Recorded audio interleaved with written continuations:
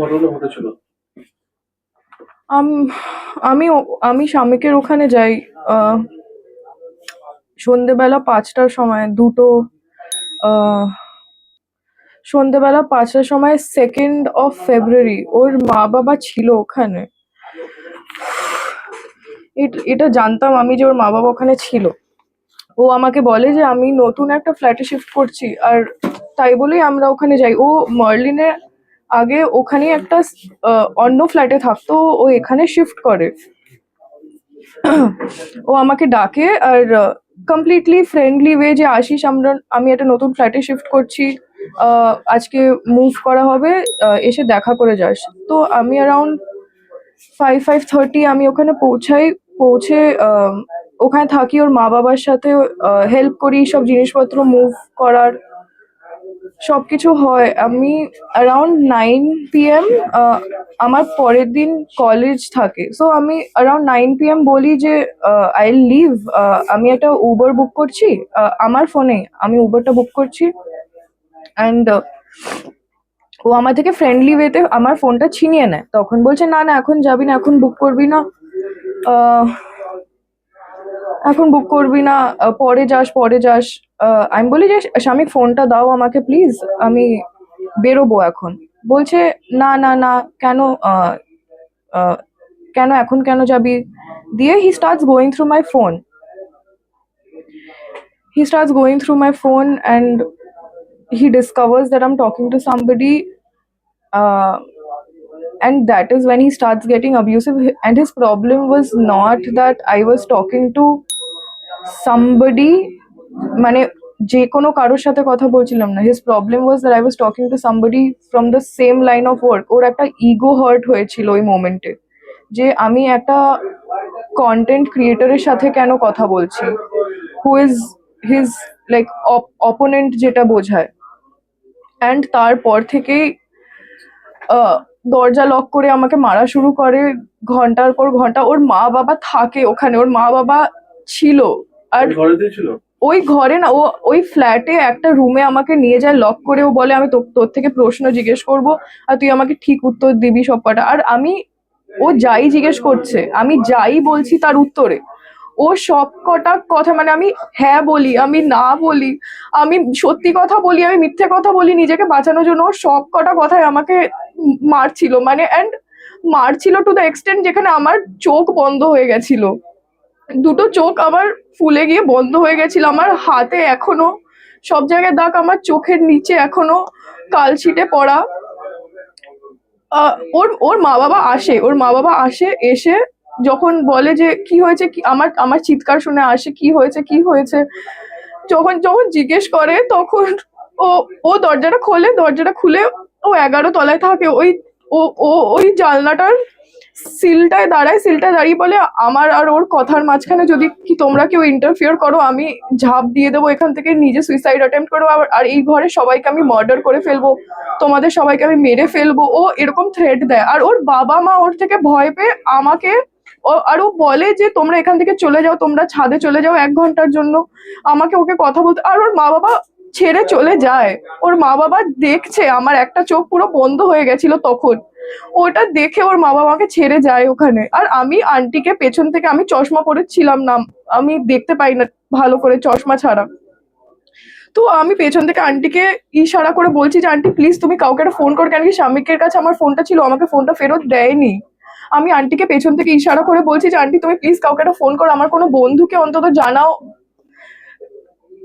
They did not do that. ওরা উল্টো আমাকে ছেড়ে গেল, কেন কি ওরা থ্রেটেন্ড ফিল করছিল ওর নিজের ছেলে থেকে, যে কেন মানে এতটা অ্যাগ্রেসিভ হয়ে গেছে, ও এরকম করে বিহেভ করছে, ওরা ছেড়ে চলে যায়। ও কন্টিনিউ করে ওই মারাটা। অ্যান্ড এইবার ও এতটা, মানে আমি ওই রুমে এতটা ভালনারেবল ছিলাম ওর সাথে, যে আমার ভয় লাগছিল ওর থেকে, কিন্তু আর কিছু ছিল না এই রুমে যে আমি ভরসা করতে পারবো। ও নিজেই মারছিল, ও নিজেই আবার এসে বলছিল তোর খুব লেগেছে, তোর কি খুব লেগেছে। অ্যান্ড ও আমার মুখটা ধরে দেখছে যে আমার একটা চোখ বন্ধ। দিয়ে ও আমাকে আমার এটাই লাস্ট মনে আছে যে ও আমাকে জিজ্ঞেস করে যে তোর খুব লেগেছে না। আর আমি আমি আমি ওর কাছেই যাই, বলে যে আমাকে আর মেরো না, আমার খুব লাগছে, প্লিজ আমাকে ছেড়ে দাও। ও আমাকে বলে যে তুই তুই কিন্তু তুই এটা কেন করলি, বলে ও এত জোরে আমার রাইট আইতে মারে যে আমার দুটো চোখ এবার বন্ধ, যে আমি খুব জোরে চিল্লাই, খুব জোরে চিল্লাই। ওর মা বাবা আসে, আমি কিচ্ছু দেখতে পাচ্ছিলাম না, আমার দুটো ভিশন ব্লক হয়ে গেছিল। ওর মা বাবা তাড়াতাড়ি ঘরে ঢোকে, নক করে, দরজা খোলে, ও ওখান থেকে সরে যায়। আমাকে ওর মা বাবা এসে ধরতে চায়, আর আমি বলি, আমি কেন কি তখন কাউকে বুঝতে পারছি না, চিনতে পারছি না, আমার দুটো চোখ বন্ধ। আমি দুজনকেই ওখান থেকে রেপেল করি যে সরাও সরাও সরাও। আমি ও ওইটাই ওর রাত ভোর করে। ওর মা বাবা ওখানে ছিল, এন্ড দিস কন্টিনিউস।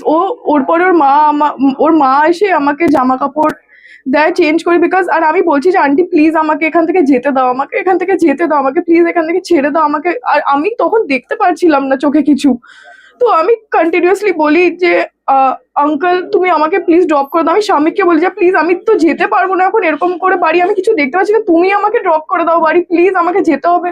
ও বলতে থাকে না না এরকম, মানে ওর পুরো ফ্যামিলি তখন বলে, ওর মা বাবা, ও যে না না এরকম তোর চোখ মুখ হয়ে গেছে, তুই যাবি কেমন, তুই তুই যাবি, তোকে তো বাইরের লোকজন দেখলে বুঝতে পারবে যে তোর এরকম হয়েছে, না না তুই যাস না, তুই যাস না, তুই এখানে থাক, তোর বাড়িতে এখন কেউ নেই, তুই যাস না, এরকম।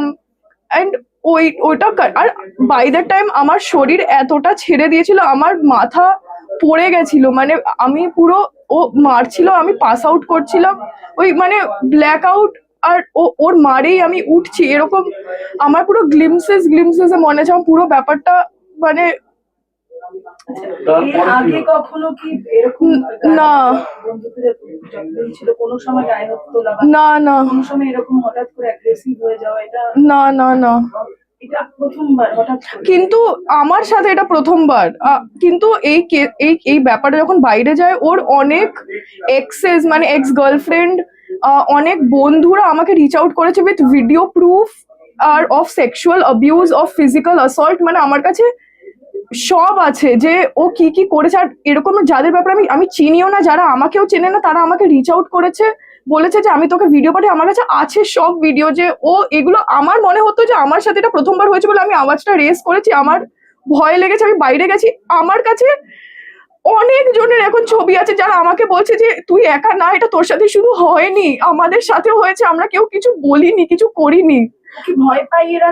এরপর মানে আমাকে থ্রেট করছিল যে তুই যদি বাড়ি থেকে কখনো বেরোস তোকে আমি মার্ডার করে দেবো। আমার চোখে, মানে আমার মুখের সামনে এসে বলছিল যে তুই কিছু করে দেখ, তুই কারোর সাথে থেকে দেখ, তুই এখান থেকে বেরিয়ে দে, আমি তোর মার্ডার করে দেবো, তোর তোর মৃত্যু আমার হাতে, এরকম করে আমাকে। আর আমাকে না, ওর মা বাবাকে, ওর বাবা একবার থামাতে এসেছিল, তো ও না নতুন নতুন মুভ ইন করেছে ফ্ল্যাটে, ঠিক আছে, তো ওর খাটের না প্লাইয়ের টুকরোগুলো সব সব খাটের মানে রুমের পাশে না রাখা ছিল।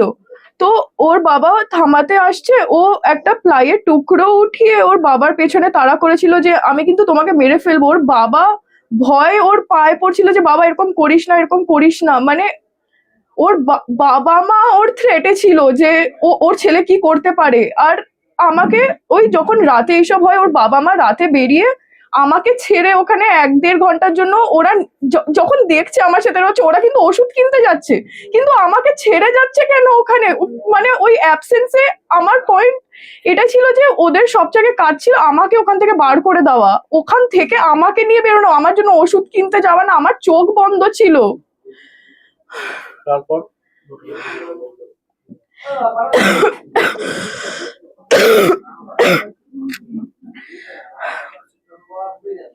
তারপরে ভোরবেলা আমি এই ব্যাপারটা আগের দিন বলতে পারিনি। ও ভোরবেলা 5টা 6টা আই গেস, ও তখন ঘরে আসে, ও সকালবেলা নাগাদ ও ঘরে আসে, ঘরে এসে আমাকে বলে যে সকালবেলা তোর সাথে কথা হবে, মানে উঠে ও শুতে যাচ্ছে, আর ততক্ষণও ছিল না ঘরে, ও বাইরে মা বাবার সাথে কথা বলছিল লিভিং রুমে। আর আমি তখন ওই শরীরের জ্বর নিয়ে দুটো চোখ বন্ধ, আমি ওর একটা ওই ঘরে ম্যাট্রেসে শুয়েছিলাম। আর আমি বারবার যতবার ওরা আসছে আমি বলছি যে প্লিজ আমাকে জাস্ট বাড়ি ছেড়ে দাও, আমাকে জাস্ট বাড়ি ছেড়ে দাও, আমাকে জাস্ট বাড়ি ছেড়ে দাও। ও আসে এরকম সকালবেলা করে, ও আসে, এসে পাশে বসে আমাকে বলে যে আমার তোর সাথে কথা আছে সকালবেলা উঠে। আমি বলি স্বামী স্বামী প্লিজ আমাকে জাস্ট বাড়ি ছেড়ে দিও। ও বলে যে কেন, তুই তুই থাক কিছুক্ষণ, আমি তো বললাম তোর চোখেটা হয়েছে আমি ঠিক করে নেব। দিয়ে ও জাস্ট পাশ ফিরে শুয়ে পড়ে। ও কিছুক্ষণ পরে আমার দিকে ঘুরে জিজ্ঞেস করে যে জাস্ট কিছুক্ষণ লাইক ওই স্প্যানে যে do you want to have sex. আমি বলি যে না, মানে আমার দুটো চোখ তখন বন্ধ, আমার পুরো মাসেল গুলো ফেটে গিয়ে ওপরে উঠে গেছে, আমার দুটো চোখ ফুলে উল্টে গেছে। আমি বলছি না আমি কিছু দেখতে পাচ্ছি না, আমার কাছে এসো না প্লিজ, তুমি যেটা করছো, আমি ওকে বলে যাচ্ছি যে তুমি যেটা করছো ওটা কিন্তু ভুল, তুমি যেটা করছো ওটা কিন্তু ভুল ভুল ভুল, আমি ওটা বলছি।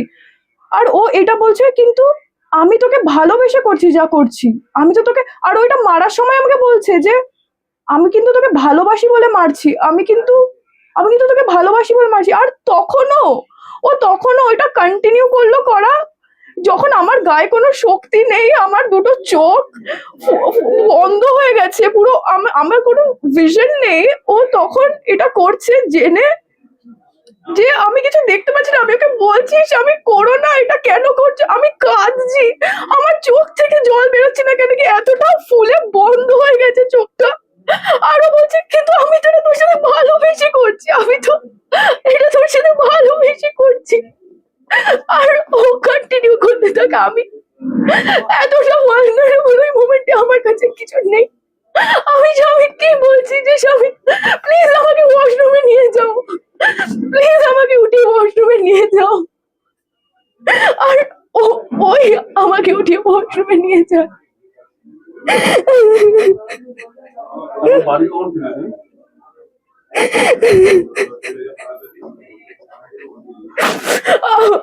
ওই সকাল থেকে আমি ওকে বলি যে আমাকে ছেড়ে দাও প্লিজ, আমি এখানে থাকতে পারবো না, আমার পুরো ব্যাপারটা থেকে ভয় লাগছে, আমাকে এখানে ছেড়ে দাও। ওর বাবাকে বলি যে আমাকে নামিয়ে আসো, আমাকে নামিয়ে আসো।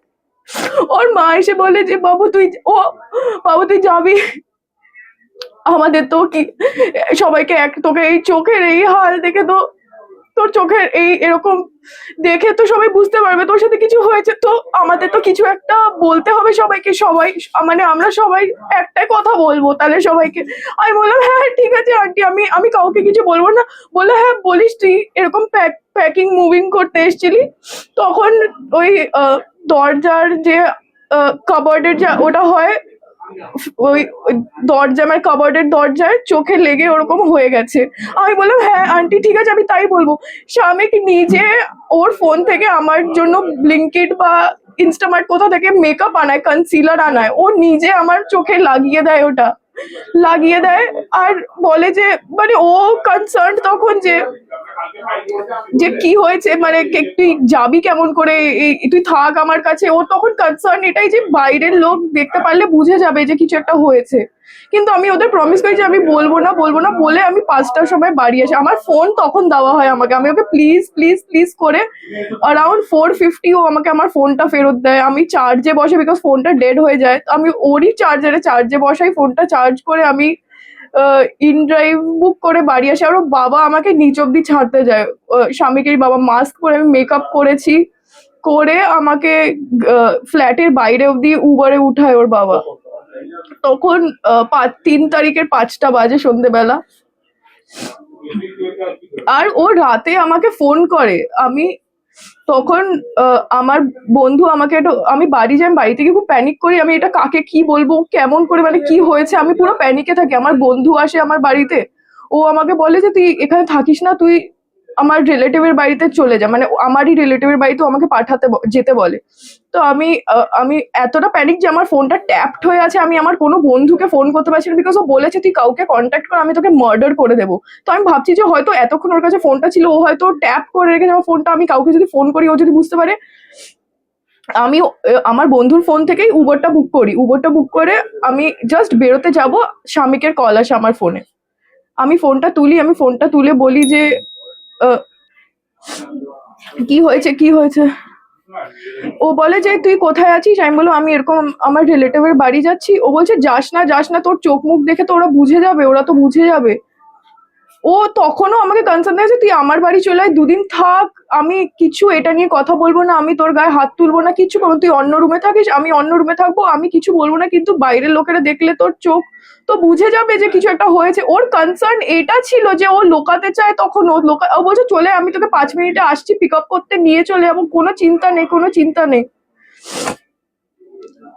আমি তারপর থেকে আর কন্ট্যাক্ট করিনি। আমি আমার রিলেটিভের বাড়ি যাই, আর আমি ওখানে গিয়েও সত্যি কথাটা বলি না, কিন্তু আমার রিলেটিভ আমাকে দেখে বুঝতে পারে যে কিছু একটা হয়েছে আমার। তো আমাকে জিজ্ঞেস করে কি হয়েছে, আমি বললাম খেলতে গিয়ে লেগেছে। বলছে এটা খেলার দাগ না, এটা কিছু একটা হয়েছে। আর আমাকে প্রেশার দেয় যে আমাকে সত্যি কথা বল, না হলে আমি কিন্তু তোকে পুলিশের সামনে নিয়ে যাব, মেডিকেল করাবো। তোর দেখলেই বুঝতে পারবে যে তোর এই উন্ডটা কোথাও ন্যাচারাল উন্ড না। আর ওই প্রেশার আমি সব সত্যি কথা তারপরে বলি বাড়িতে।